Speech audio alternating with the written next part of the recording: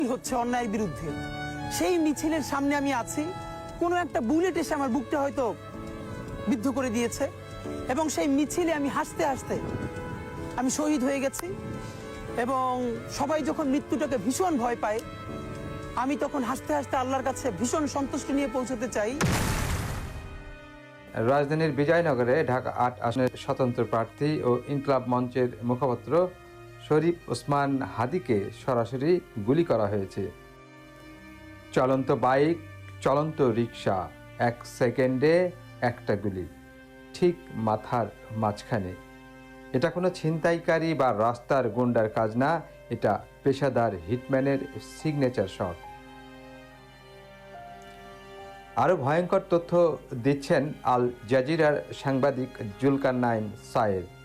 গত ৫ ডিসেম্বর অর্থাৎ মাত্র ৭ দিন আগে আওয়ামী লীগ অনলাইন কমিউনিটি নামের একটি টেলিগ্রাম গ্রুপ একটা পরিবারকে নামিয়ে আনার প্ল্যান হচ্ছিল। আরেকটি ইনফরমেশন আপনাদেরকে দিতে চাচ্ছি, সেটা হচ্ছে আপনারা যারা আমাদেরকে মানে গত ৫ মাস আগে থেকে আমাদেরকে যেভাবে চিনে আসছেন, আমাদের কথাবার্তা শুনে আসছেন, তারা জানেন আমাদের একটি টিম, যে টিমটি সবসময় কাজ করার কথা। আর আজ সেই পরিবারের একজন ওসমান হাদি রাজপথে লুটিয়ে পড়লেন।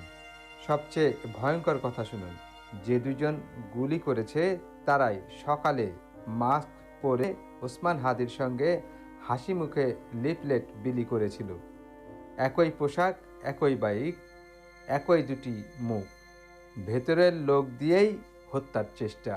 এখন এভারকেয়ার হসপিটালে লাইফ সাপোর্টে আছেন ওসমান হাদি। ডাক্তাররা বলছেন অবস্থা অত্যন্ত আশঙ্কাজনক। প্রধান উপদেষ্টা মোহাম্মদ ইউনূস তাৎক্ষণিকভাবে তদন্তের নির্দেশ দিয়েছেন, কিন্তু প্রশ্ন একটাই, যারা নিজের টিমের ভেতর ঢুকে প্রার্থীকে মারতে পারে তাদের পরবর্তী টার্গেট কে?